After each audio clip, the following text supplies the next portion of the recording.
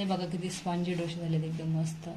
मला तसंच असतील, एकदम स्पॉन्जी असा मस्त दिसतोय डोसा. तुम्ही बघू शकता या डोशामध्ये असा एकदम मस्त वाटतं, कसा मस्त डोसा झाला आहे. हे सगळे स्पॉन्जीनेस असे डोसे झाले बघा, बघू शकता. 6 hours later. मी तुम्हाला दाखवतोय.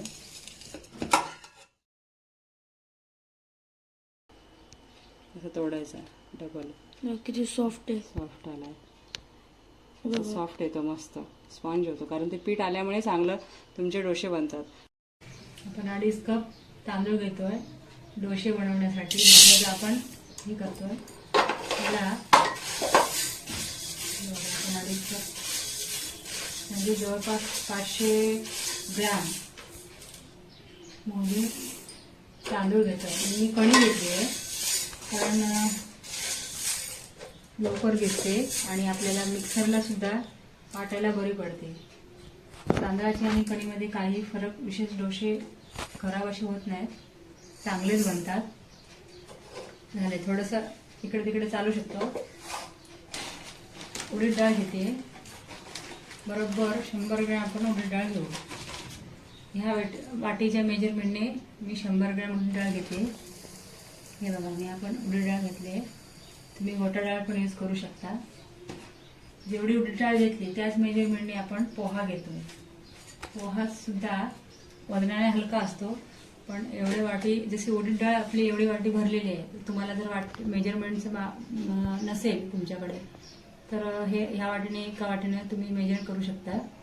जेवढी उडीद डाळ तेवढी हे पोहा घेतलाय, म्हणजे 2.5 कप तांदूळ आणि अर्धा कप आपण हे घेतलाय उडीद डाळ, आणि एवढेच पोहा आपण एकत्र भिजवतोय सर्व. 1 चमचा आपण मेथीदाणा घेतोय. हा मेथीदाणा घेतलाय. आता एकत्र सर्व झाल्यावरती आपण धुवून घेऊ पाणी घालून चांगलं स्वच्छ.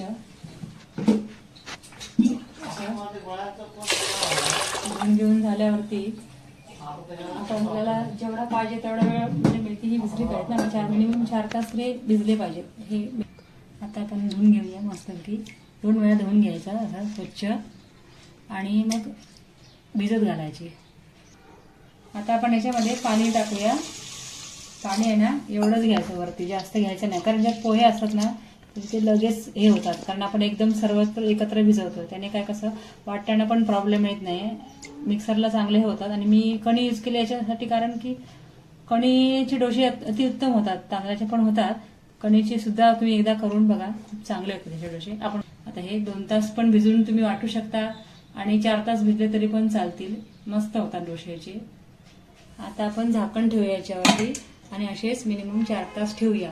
तुम्ही 2 तासात पण वाटू शकता, कारण कणी असल्यामुळे. आणि मेथी काय चांगली भिजली तरी अजूनच चांगले डोसे येतात, आणि कमी भिजली थोडी तरी पण चालू शकतात, लवकर तुम्हाला बनवायचे असेल तर. बघा, ह्याला आता आम्ही 4-5 घंटे भिजून झालेले आहेत.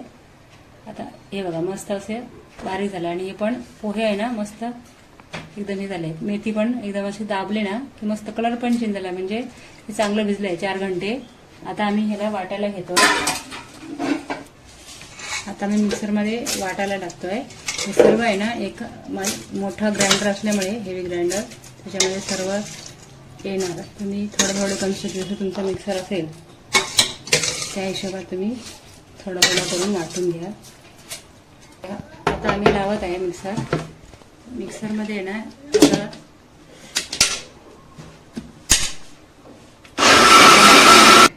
हे बघा, थोडं पाणी टाकते मी, आणि मी पुन्हा वाटायला घेते. आता हे बघा, आपण झालेलं आहे पीठ वाटून, सगळं मस्त होणार. कसं तुम्हाला दाखवते मी.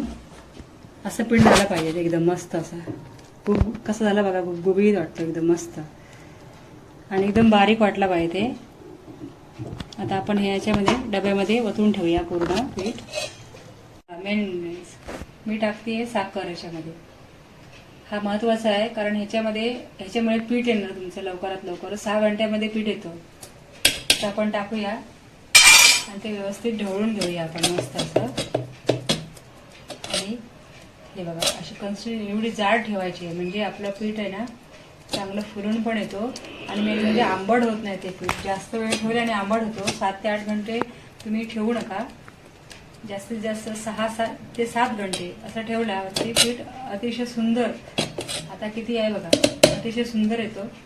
आता हे एवढं पीठ आहे, अर्धा डबा आहे आपला आणि सकाळी मी दाखवून तुम्हाला 6 घंट्यामध्ये पूर्ण भरलेला असेल आपला हा डबा.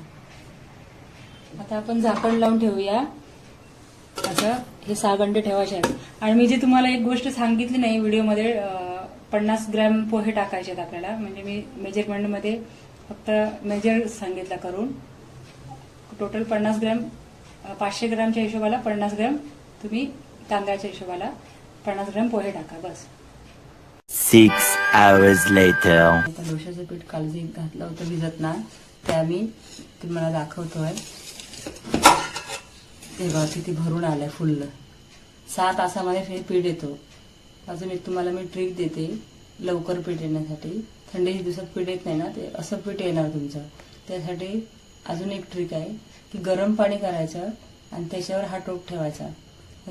सकाळी नाही ठेवायचा हा डबा, तेव्हा जेव्हा आपण वाटून झालं ना तीच ठेवायचा. मग आता आपण ह्याच्यामध्ये मीठ टाकूया.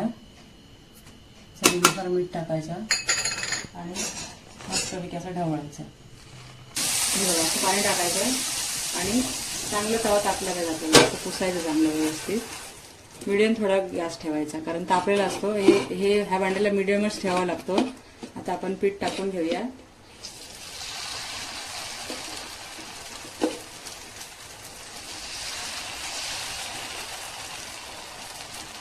पीठ टाकायचं आणि आपण झाकण मारून ठेवूया चांगल्यापैकी. असं तो लवकर होतो डोसा आपला तयार. झाकण मारल्याने वरची वाफ जात नाही आणि 2 मिनिटं लवकर होणार. म्हणजे वरचं पीठ आहे ना सुकणार, कारण आपण स्पॉन्जी डोसा करतोय ना, त्याच्यामुळे पीठ थोडं लवकर सुकलं जातं. हे बघा आता हे झालंय. आपण झाकण काढूया. वरचं वाफ येते, मी असं झाकण काढते. तर बघ सुकलंय. तेल टाकायच्या अगोदरच उचलतोय कारण ते पाणी मारले ना आपण, पण चवीला म्हणून आपण तेल टाकतो थोडं. चव येते चांगले त्याने. झालं आपला मस्त स्पॉन्जी डिश. हा डोसा बघा किती स्पॉन्ज वाटतो. आपण आता पलटी मारून दाखवूया. थोडा शेकला ना की आपण पलटी मारून दाखवूया.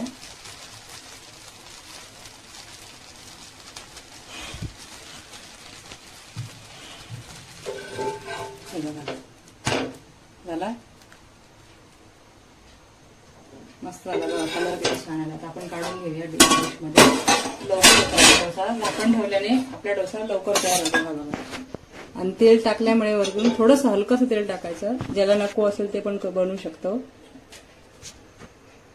असं पण मस्त डोसा आणि कलर वगैरे स्पॉन्जीनेस पण आलाय. हे बघा तुम्हाला आपण प्रकाशात दाखवतो. असा डोसा बनला मस्त. बघा किती स्पॉन्जी डोसा आलाय. सगळे स्पॉन्जी डोसे झालेत एकदम मस्त असे. हे तुम्ही बघू शकता. स्पॉन्जीनेस पण झालाय आणि चटणी एवढी सुंदर झाली आहे ना. ही आम्ही चटणी बनवली आहे. याच्यासोबत खूप सुंदर लागते डोशासोबत. ती तुम्ही खा.